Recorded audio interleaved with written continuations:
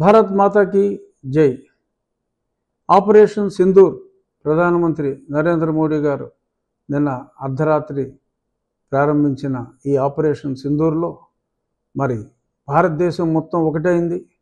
కులాలకు మతాలకు అతీతంగా, పార్టీలకు అతీతంగా అందరూ ముక్త కంఠంతో ప్రధానమంత్రి నరేంద్ర మోడీ గారికి సంపూర్ణ మద్దతు తెలియజేస్తున్నారు. ఈ సందర్భంగా మరి అసదుద్దీన్ ఓవైసీ గారు కూడా హైదరాబాద్లో ఆయన సంపూర్ణ మద్దతును తెలియజేయటం భారతదేశ సంఘటితాన్ని తెలియజేస్తుంది. రాబోయే కొద్ది రోజుల్లో ఈ సమస్యకి, టెర్రరిజానికి పూర్తి పరిష్కారం దొరుకుతుందని ఆశిస్తున్నా. మార్కెట్లో హఫీజ్ సయీద్ కూడా మృతి చెందినట్టుగా వార్తలు ఉన్నాయి.